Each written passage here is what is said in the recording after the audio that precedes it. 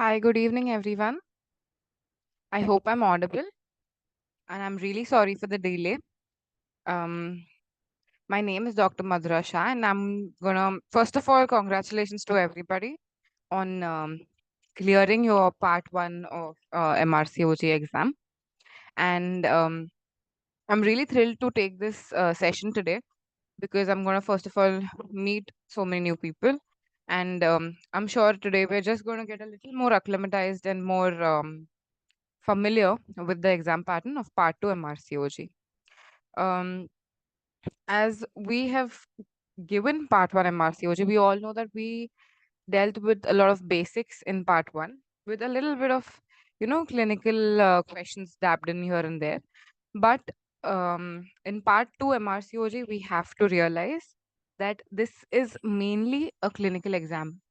Okay, so most of I would say all of my questions are going to be clinical, except for a little bit of teaching, appraisal, auditing, and statistics that's involved. But don't worry about all of that. We'll tell you about it and help you. But what is important is to understand that this is more vast and this is slightly a little more, I wouldn't call it difficult because we have to realize that nothing is difficult in life. It's a bit tricky. That's the only thing that's a little different about this exam. So I hope everybody's eager to learn about this, and let's begin. So first of all, today we will be talking about what the exam structure is, how the marks are divided. We will also learn when the college conducts this exam throughout the year, the examination fees, and they will depend on which country of, the country of your origin. And we'll talk about the eligibility, how to book the exam, what is the study material required, time duration needed to prepare for this examination, and what are the common mistakes which can lead to failure, and tips and tricks which can help you in the exam. Okay. So don't worry, I'm not going to take a lot of your time today. I'm just going to quickly skim over all of this that we are going to talk about today. If you all have any questions, please type it in the chat box. I will address all of them by the end of the session. Okay. And if I'm unable to address them at the end of the session, we will talk it out on the group. Okay.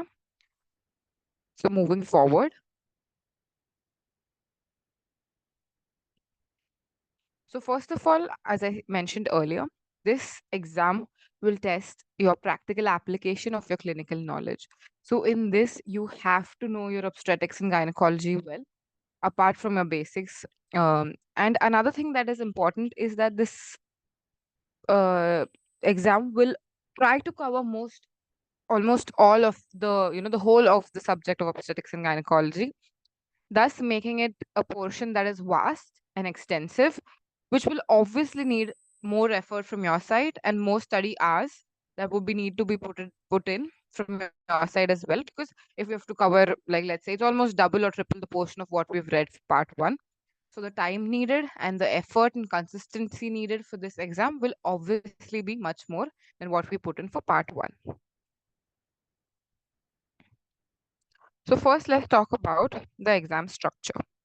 The exam structure, first of all, this is not a paper-based test. This is a computer-based test. So as the part one is, and there are two parts. Like again in part one, there's a paper one and there's a paper two, and each paper is 50% of the total mark.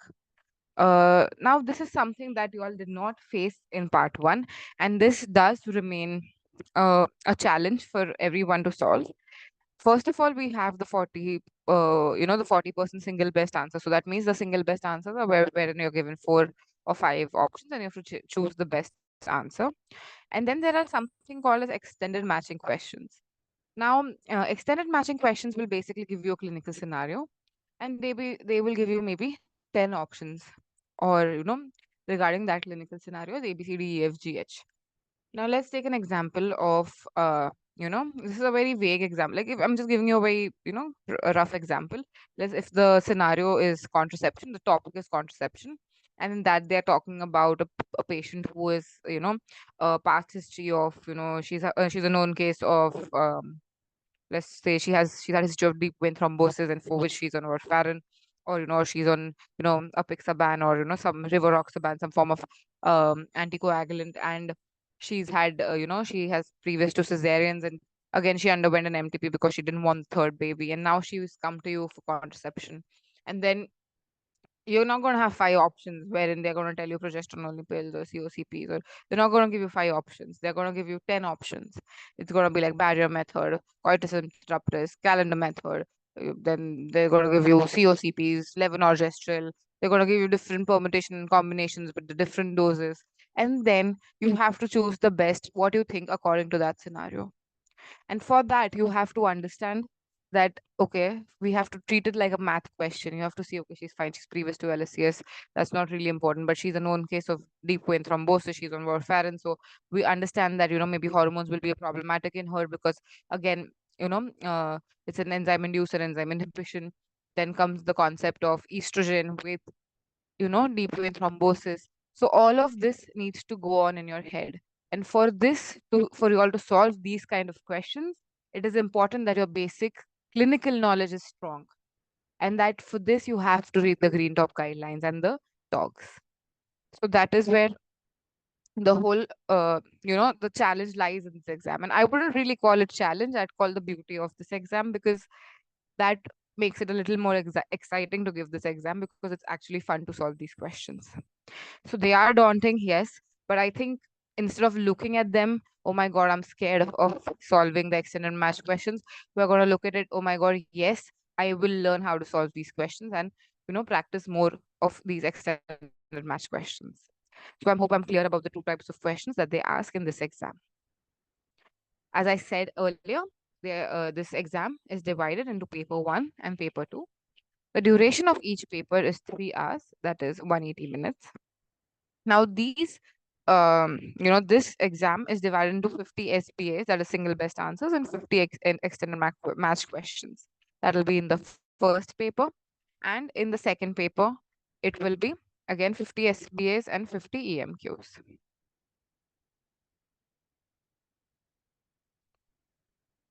Another question that is asked is that what is the way they give you? Like, first of all, it could be your 50 SBAs could be obstetrics, then your 50 EMQs could be gynecology, or could be vice versa. So it doesn't mean that your paper 1 is obstetrics and your paper 2 is, what is it? It's not gynecology. It can be a mix up of both of it. Is that clear? Then another thing is that another important thing that even I faced when I was solving my mock exams for this was when, there was a 70 minutes, there's a time that, how do you divide the time? How do you divide the 3 hours?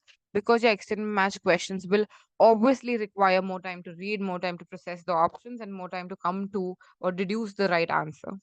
So herein we have tried to divide it with 70 minutes for the single best answers and 110 minutes for extended match questions. After one paper, you have the lunch break, which is for approximately 60 minutes, which is followed by the next paper. Okay.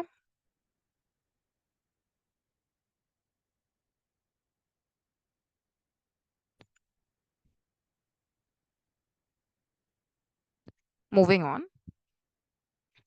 Now you have to understand that passing is a combined pass mark for SBA and EMQ. There is no separate pass mark for each. And this is determined by, the how all of those people giving that particular exam performs.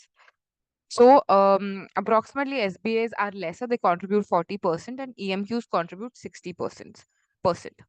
So this itself should tell you all that you have to conquer solving EMQs. Obviously, SBAs are going to fetch you the marks that you are. So our aim would be to not go wrong with the SBAs and to conquer solving EMQs. That should be your aim from from the beginning. Every time you read a particular GTG, or you read a particular talk, or you revise a particular topic or module, you have to know that, oh, yes, I will solve my SBAs confidently, and I will also tackle my EMQs equally well. Okay. You have to understand that this is a standard setting. It is a well established procedure. There is no fixed pass mark, as I mentioned earlier. It varies based on the exam difficulty. Like for my exam, the pass mark was 65. The one which was held in July, the pass mark was 63. So it changes for each exam. Uh, the pass mark not disclosed before the exam. It is only thus you will get it on your when you get your result, that the pass mark was so and so and you have scored so and so. That means you either pass or fail. Aims to enhance fairness, validity, and set competence levels. So you have to understand that this is the exam where the college would want to get the best candidates. So they will screen you a little more with, they will screen you with a lens, and this is their way of doing it. And so you have, we cannot really calculate, oh my god, I've got these correct answers and these are right, this is wrong, because each exam will have a different pass mark depending about how the whole number of students who have given the exam have fared. Okay. Now the exam calendar.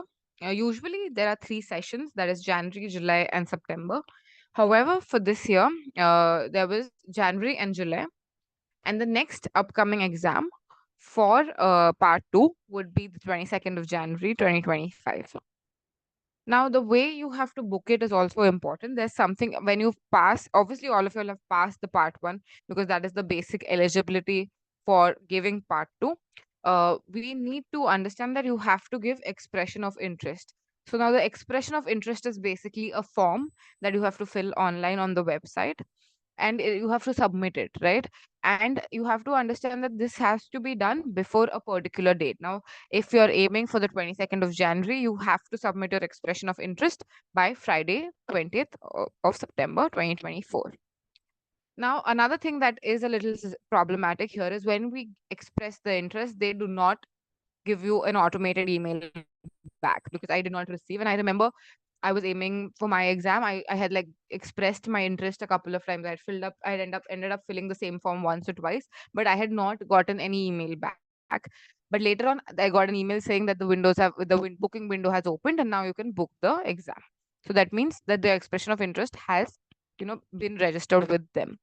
Booking window opens on Tuesday, 29 October, and booking window closes on 17 December 2024. Results released on 19th of February. They usually take a month's time to release their results. Now, I would want you all to understand this is that we have to, plan what exam you're giving, because now I am from Mumbai. I'm from India. I'm from Mumbai, and I wanted to give it in Mumbai, but however, I remember booking it like the exam window opened, and by the evening, all of Mumbai slots were done. So it depends from which country you come from, and the centers that are available, the preference you want for your centers. So you have to be pretty quick in booking the exam as well. Now, another rule is that if you want to cancel your seat, it has to happen before the booking window closes, because once the booking window closes, your money will be forfeited. College does not give you back the money unless you have given a valid reason that why you want to cancel, and that has to be before the booking window closes. Let's move ahead. Now, what is important is that the exam fee is different, and it depends on the country that you come from.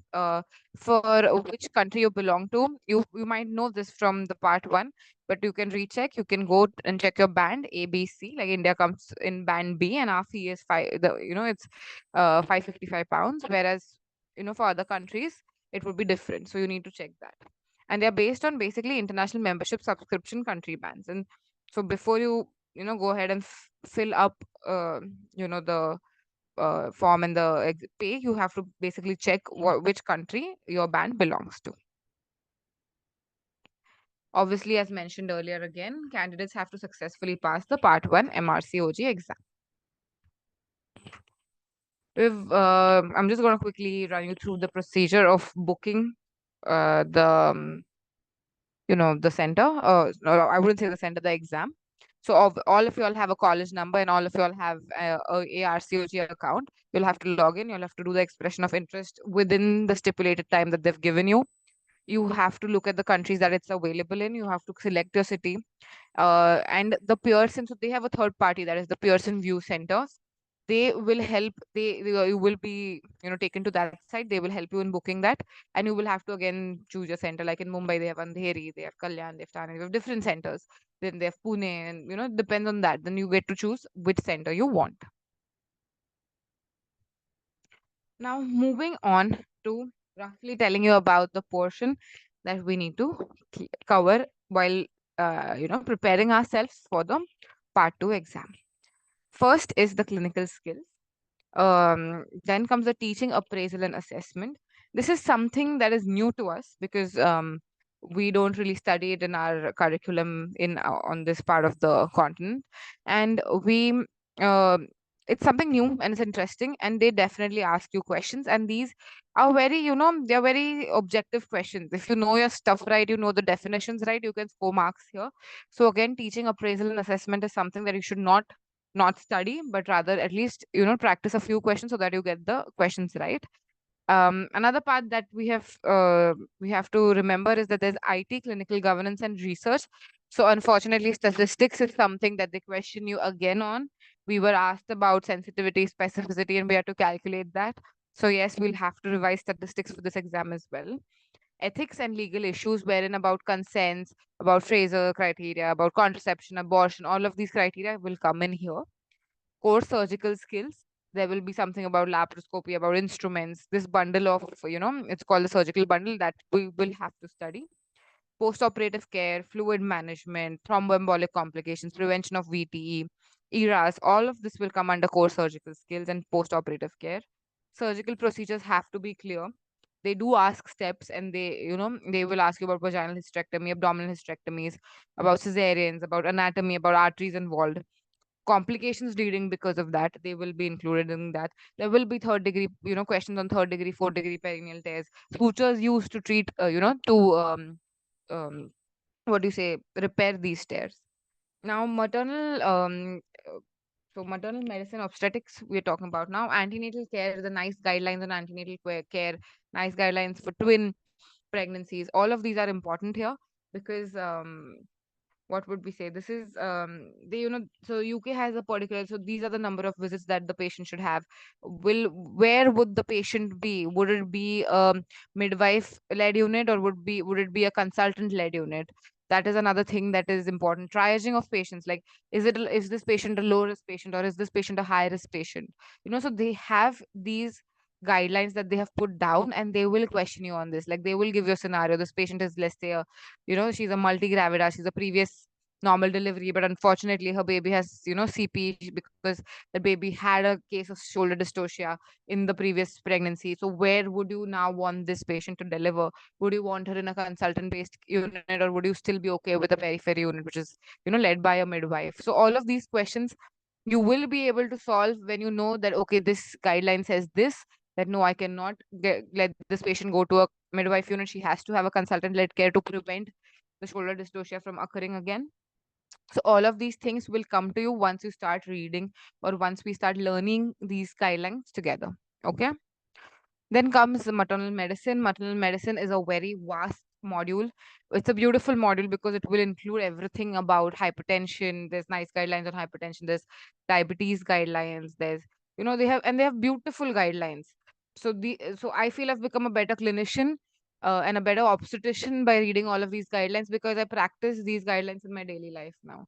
So this exam is not only something that you will help in your resume or help you move towards your goal, but it will definitely make you a better clinician um, after reading this. Next is management of labor. Again, they have set guidelines when to titrate, when to titrate oxytocin, when to, do a fetal scalp monitoring, when to do intrapartum. They have beautiful guidelines over CTG, which have been recently updated. They have color coding for that. That's the latest guideline. Then there is management of delivery. They have ventus, or what do you say, operative obstetric deliveries. They have cesarean section. They have repeat cesarean sections. They have talks on cesarean niche. They have a very vast, enriching material that we'll have to go through. Postpartum problems. There will be gapes or suture site infections is what we'll study about. Gynecological problems, again, like abnormal uterine bleeding. They have a beautiful, nice guideline on heavy menstrual bleeding, wherein they advocate putting in a LNG IUD. Then there will be subfertility. Subfertility is also something that is, they have very robust guidelines on that.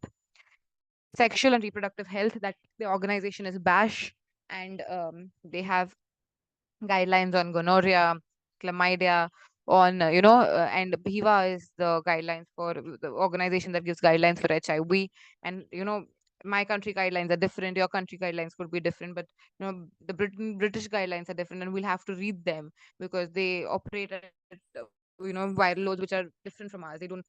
So we'll have to learn all of this. Then we have early pregnancy care, wherein there's ectopic, nausea, vomiting guidelines. And lastly, we have urogynecology and gynecological oncology. Really good guidelines on SUIs, on incontinence, mixed incontinence. We will have to learn urodynamic studies here, how to read a urodynamic UDS study. Is it pure SUI, or is it a genuine SUI, or is it a overactive bladder? What is the guideline for overactive bladder? There is a certain what do you say, there's a certain way we have to follow. Like, first there's weight reduction, then comes in caffeine intake, smoking. You have to maintain a bladder diary. This is given wonderfully in the guidelines, and we're going to have to learn all of them. I know this looks daunting. This feels like, oh my God, how am I going to do it? But consistency and revision is the key. So don't worry, we'll all get there. So, what are the resources? Where am I going to read all of this from? So, this exam does have a very, what do you say, the myriad resources, and they are very, vast and, spaced out. So I think one important thing for this exam is to have your own study material, have your own crisp notes that can help you in revision. Because as I said, revision is again the key. We have talks, which are review articles from the obstetrician and gynecologist. This is the journal, and they have review articles which we can use. Green top guidelines, again, nice guidelines. Consent advices, BASH guidelines. FSRH guidelines are for the contraception. Scientific scientific impact papers, clinical governance and advice summaries. ESHA guidelines are the European guidelines for infertility. FIGO and BCGS oncology summaries, biostatistics, and clinical governance. Okay. We also have Embrace, which is the maternal mortality related.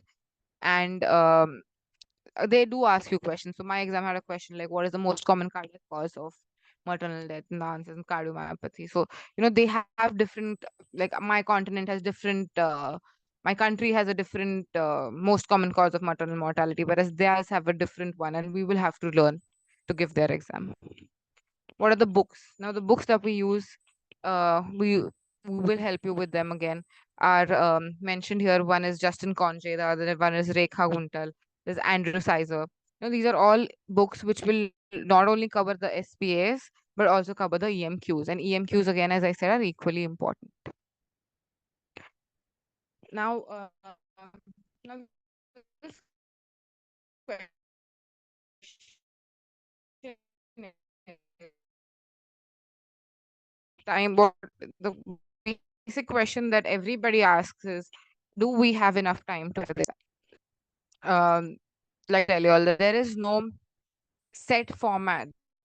There, maybe I'll take 6 months, I'll take 10 months, I'll take a year to prepare for this exam. It depends on, first of all, what you're doing. Are you still training? Are you experience on which you are confident?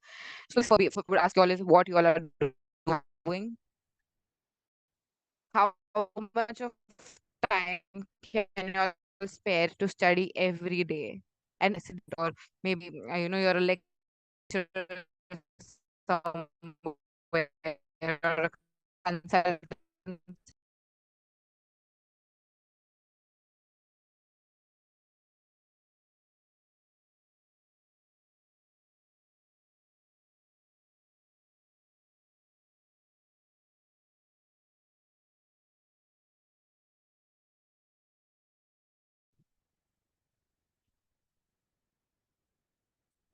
Am I audible, guys? Just give me a thumbs up quickly if I'm audible. I think there was some issue with the meeting.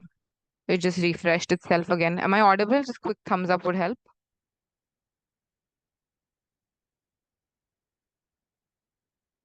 Yes. Okay. Thank you, Minhal. So where was I? Yeah. So to answer the question, how much time do I require to prepare for this exam? I would ask you all questions in um. So what were the questions I was asking you? Yeah.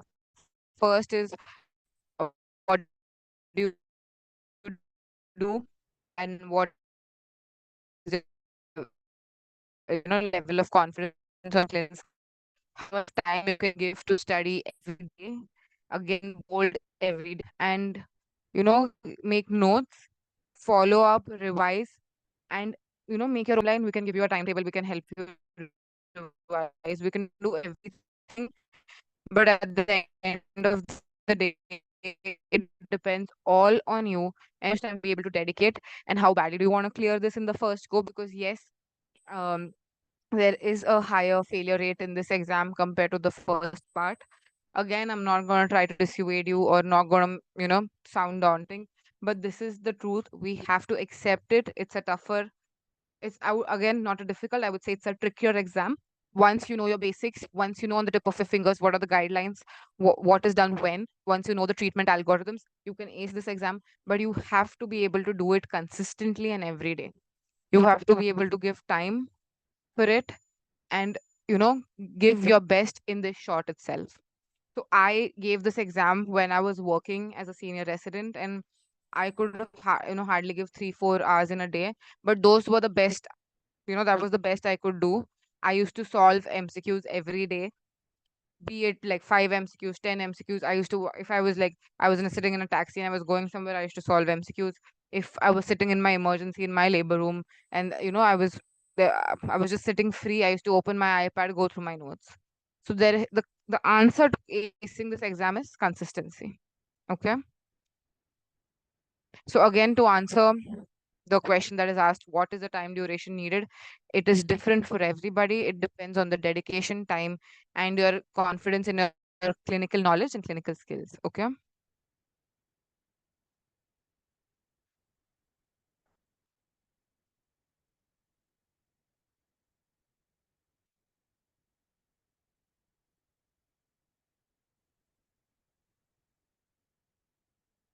Moving on. Um, Common mistakes which lead to failure. Uh, First of all, I would like to tell you all that never be upset with the word failure, because failure is something that will teach you to be stronger.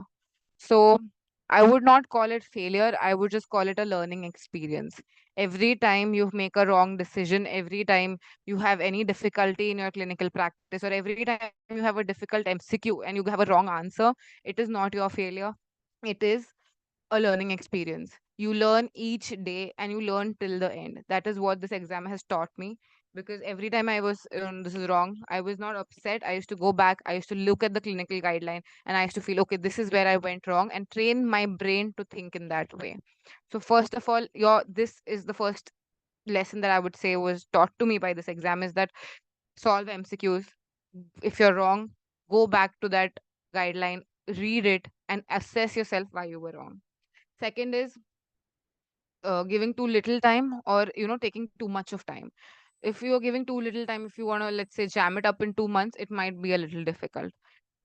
Secondly is, if you're taking a year to prepare for it, there has to be consistency, because you cannot give up in the middle, because we tend to forget these guidelines if we are not using it in our everyday practice. And again, the last mistake that I would feel is that not solving enough MCQs.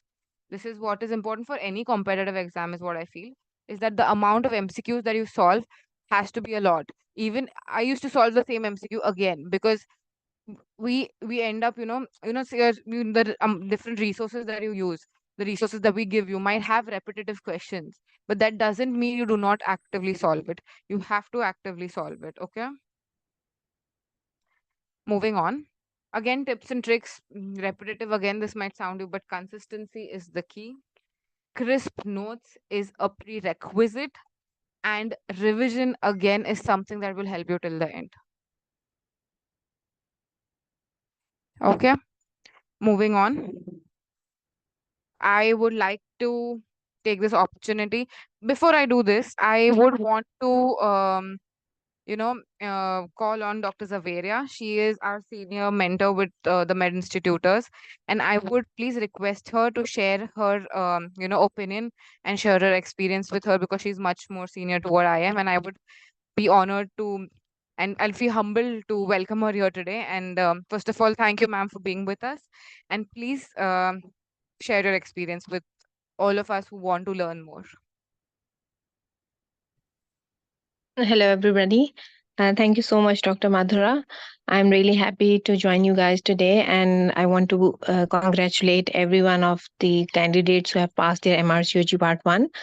I think you have beautifully explained every detail about this exam, and I think this is an exam which is very fun to go through it. It seems very like you're going on a roller coaster, but you thoroughly enjoy it when at the end of the tunnel you find that you have achieved a very big milestone in your career. So I would not like to discourage anyone.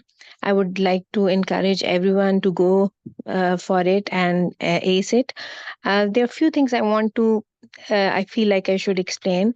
And one of them is that, because this is an international exams, and we from all part of the world are giving this exam with different backgrounds, and we are at our we all are at different stage of our careers. Some of the people who are giving exams, they are in their residencies. Some are the ones who have already passed their local membership and fellowship exams, and they are going for an international degree now. Some of the candidates are the one which are already have a lot of experience, clinical experience. So you cannot confine its preparation to us to a single duration, that maybe somebody who already has a fellowship exam or a membership exam has a baseline background knowledge. So that person would need maybe 3 months or 5 months of preparation would be enough for them. But somebody who is in his or her residency, that person might need a thorough study and making all the new concepts from the very start. So that person might need 6 months or 8 months or maybe a year. So I would suggest one thing, that please orient yourself that at which phase of knowledge you already have. If you have a good background knowledge, um, a little time is more than enough for you. But if you are a newcomer, if you're a beginner, please give it a good amount of time, and please go through it thoroughly. Don't think that if you are somebody who can study smart and who has a very good past record of just solving MCQs and passing the exam, you can do this with this exam also. No, because if you have a good base and foundation in MRCG part 2, the part 3 will become very easy for you. But if you fail to clear your concepts in part 2, then that will be very much get evident in part 3. And then when you will reach part 3, you will realize that, oh my god, I have missed these concepts, and now I am being checked on these concepts. So actually I really appreciate Royal College for developing a very thorough exam which check your knowledge and concepts from every domain. And I think this is really appreciable. I don't think that any other college can have such a thorough scrutiny of your knowledge and your skills and your attitude toward the exam. So that is one point that I would like to say. And another point is that, as Dr. Mathura beautifully said, that please don't lose your heart if you could not pass it in one attempt. This exam is worth going, because at every steps you will come to know that it will refine your knowledge, it will refine your concepts, and it will make you a very good clinician. And I think that's the beauty of this exam. And another thing is that, as she said, that you have to make your own notes. There are two ways of making your notes. One is like me, like an old school person, I still go by paper and pen. But they are very the new generation, they're very good at iPads and highlighting the guidelines with on their iPads. So whatever your way of learning is, please make your own notes, because if you will only go by the slides, you might forget them. These notes will stay with you at least till you pass your MRCG part 3, and even after that, maybe in future you will be teaching your juniors, or you will be joining a medical college for teaching, or any other situation. These notes will stay with you, these guidelines, these all topics will stay with you. So the best is that you make your own notes and keep revising them, because we as a human, we have the ability of pictorial memory also. So sometimes what happens that you're solving an MCQ, and um a pictorial memory comes in front of you, and you recall, okay, that algorithm was going by this way, and this is the correct answer. So you need constant repetition. I think at least 4 to 5 times revision of a guideline is necessary to grasp it fully. So if this amount of revision is required, then you need to have your own notes, either in the form of, as I said, in the form of iPads, or in the form of paper or pen. I actually had to buy my own printer, because I was printing my guidelines and making notes on them. And one more thing is that please go by modules.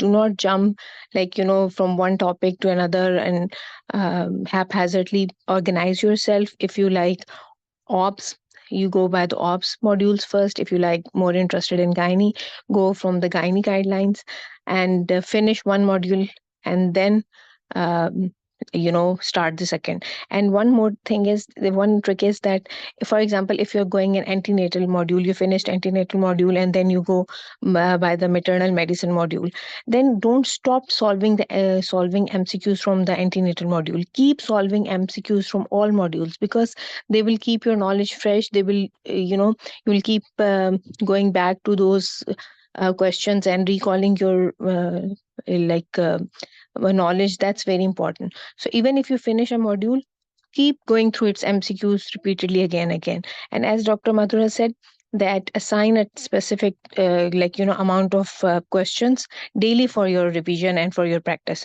Because what happens that when you're solving the paper, then it should be some EMQs are so long that they may take you 2 to 3 minutes just to read.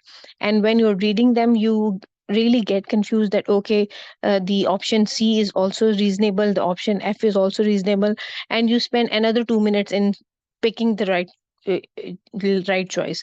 So actually you spend some more time than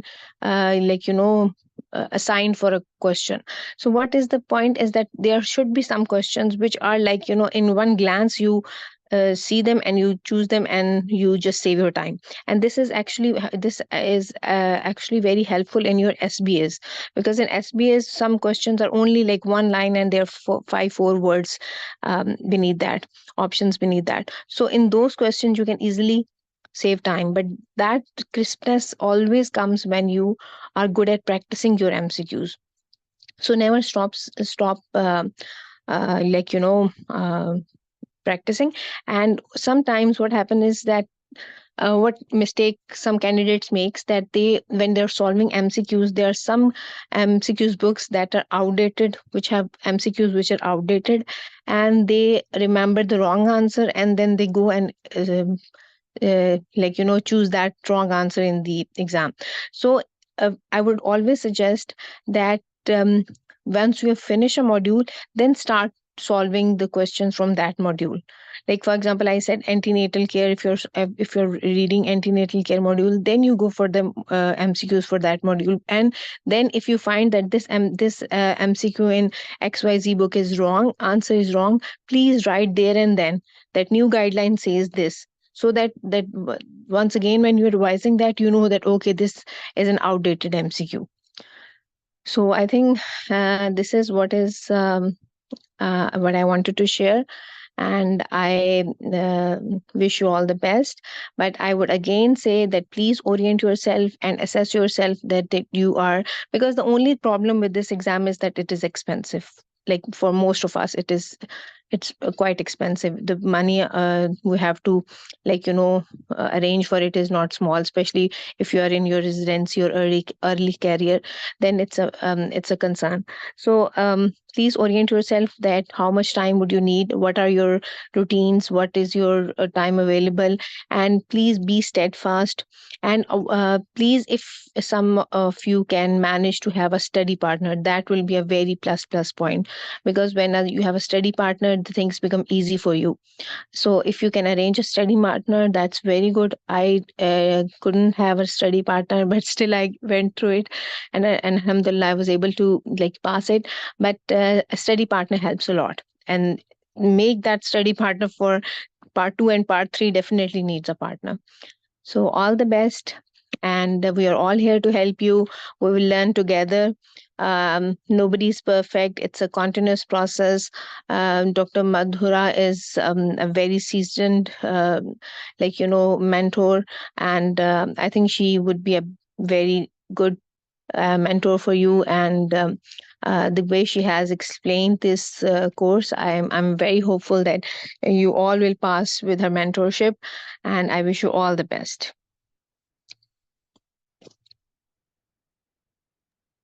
Thank you so much, ma'am. Thank you for your kind words. I'm extremely humbled by your words today. And I just want to say that we all are learning, and this exam is a very beautiful learning experience for everyone who takes it. Whether the result is positive or negative, that doesn't matter. What matters is that it makes you a better person and a better clinician at the end of the day.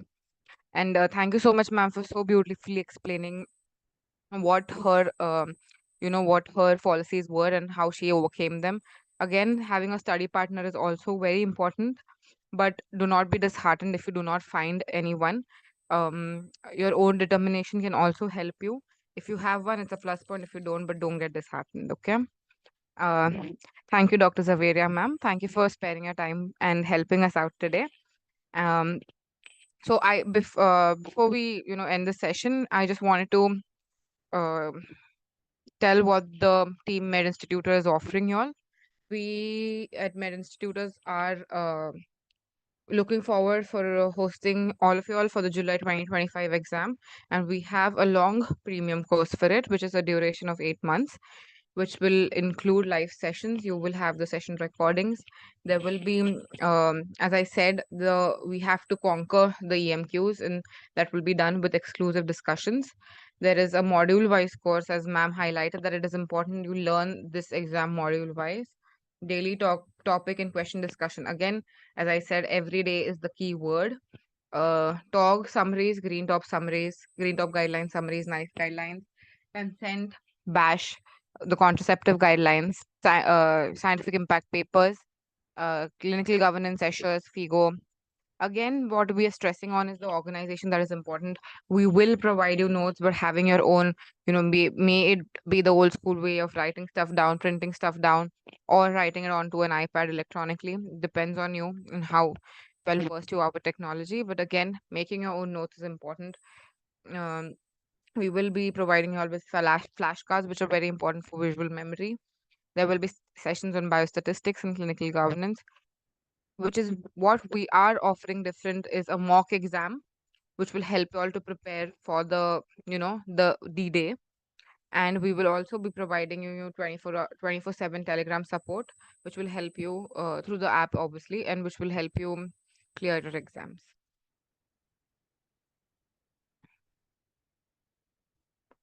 Those looking forward for joining the aiming the January exam, we will be providing you with a premium long course, which will again be for 3 months. There we will be providing a similar thing, which where will we have wherein we will provide live sessions, written summaries, organized and dedicated schedule will be there. There will be help in the form of group mentorship. Uh, there will be updated. We will keep on updating all our sessions. There will be an important question workshop. Dedicated Telegram group will obviously be provided, and we will also we giving appropriate references for wherever the exam questions are taken from, and so that there's no confusion on what is the right answer. So I'm at the end of our discussion, and I hope that we have been able to So the aim of this session was basically to acquaint you all to what Part 2 MRCOG is. It is definitely not a cakewalk, but it is, it's just something that has to be done with dedication every day. And okay, if you aim for the January exam, I have to clear up my schedule, make a timetable, and study well for it. And we just wanted to, acquaint you all to the portion that is there.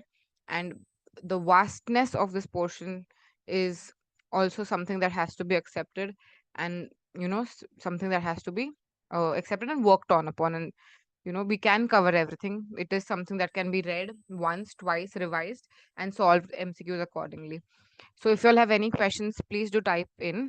Those who are interested to join the Med Institutors team can please contact Dr. Minhal and Dr. Sadia. They will help you with all of the details which you all will need, and any of the questions or doubts you all have. Okay, so I hope I was able to help you all. If you all have Dr. any doubts Madhya, and questions, please do ask. there's a question in the chat box. Could you please check it?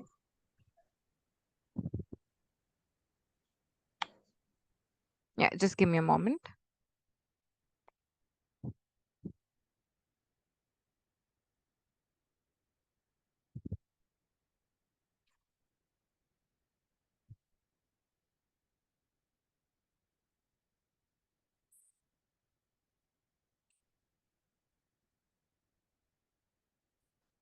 I'm reading this question was, if course duration is 8 months, does this mean a course period is already ongoing and we need to only join in November for July, or we are still able to start the course now for Jan 2025? For the Jan 2025, you can contact the team. They will let you know when the course begins, and we will also be putting out the dates for July 2025 as well. Now, if you join in for the course of Jan 2025 and somehow you decide, okay, no, I don't want to give the one in January and I want to give the July attempt, we will help you out on, figuring out how the course can be extended, or how, your revision can help, can be planned. So for that, do contact the team. They will definitely help you out with it.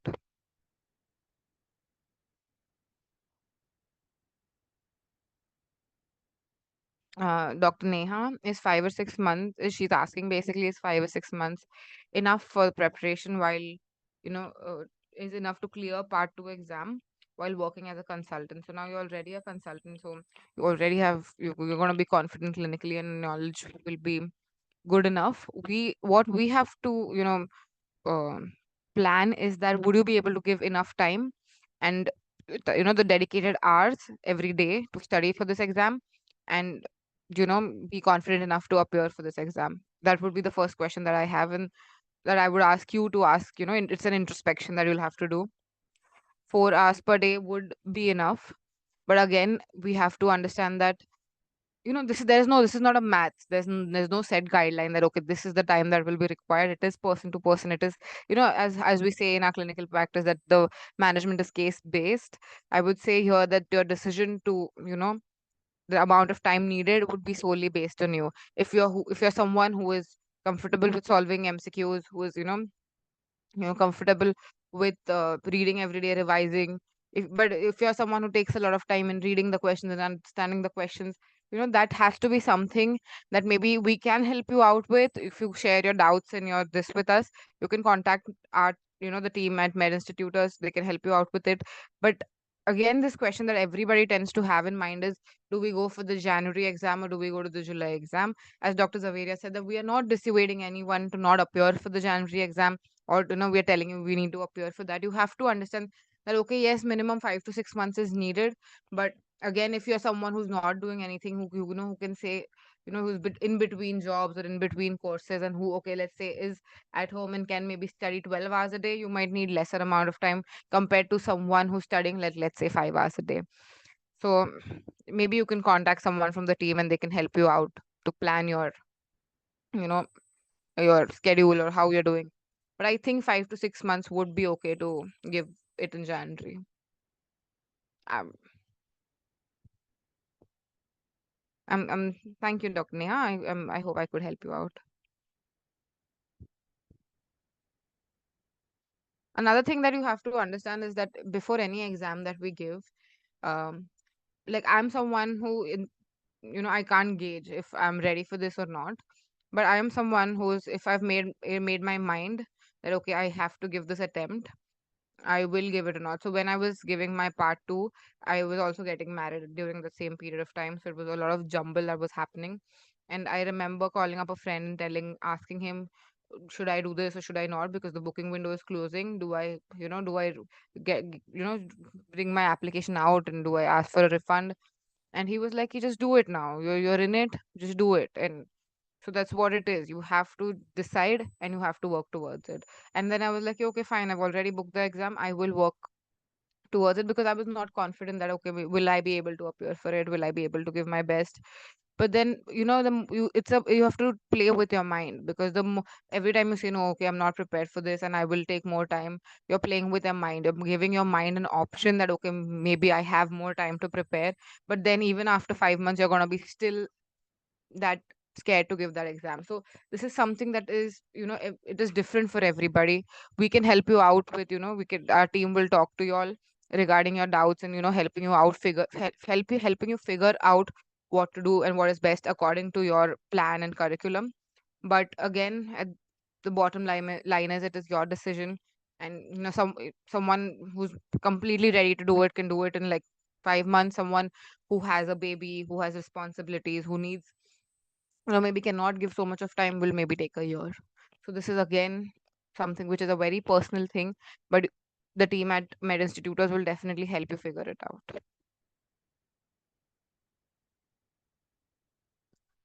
Um, so if you have cleared part one after MBBS, so I completed my post graduation obstetrics and gynecology, and then I appeared for it. I had given my part one when I was in the first year of my course, and I had waited out a bit to give this exam because when I started reading about this exam, I realized I do not have that amount of clinical knowledge to give that exam. So I wouldn't say is it worth it if you feel you're confident enough, or if you feel you can, maybe get that amount of clinical understanding, or if you're already working in a setup which is mainly obstetrics and gynecology, then maybe you can do it after your MBBS as well. But if when you ask my personal opinion, I had done this. I had waited out to complete my post graduation and then I had given my exam.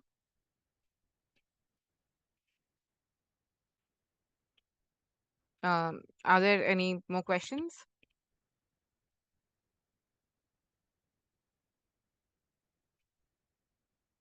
No more questions, guys? Okay. So I hope we didn't scare you with the amount of uh the modules we showed you all on the slides. Trust me, guys, it's super fun. It's super fun reading their guidelines because the British guidelines are really awesome. I love British guidelines. I always refer to them whenever I practice in India today. And I think what they have is really, really good, and the amount of guidelines they've made and the collection that they have is robust. So preparing for this exam itself is, as ma'am said, is a roller coaster ride, but it's a fun ride. So don't get boggled down with the amount of information that we've given you today. It's baby steps towards the goal that you'll have set for yourself. Okay, remember this.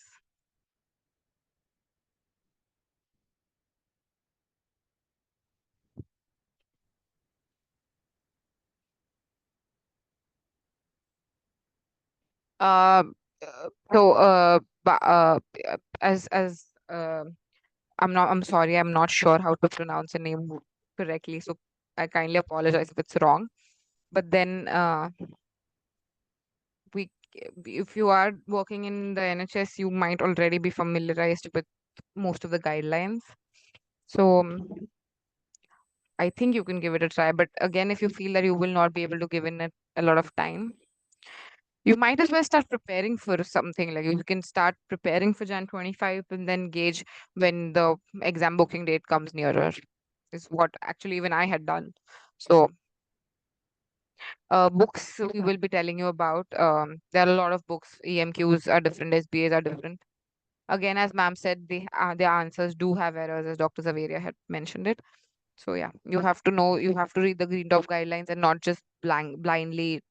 You face the same problem in part one as well because the books don't update at the same speed as the guidelines do. But we'll tell you the names of the books. Don't worry, Neha. Because there's a list. I'm not gonna. That's great. Thank you, Bamdele. Thank you. I hope it helps you out.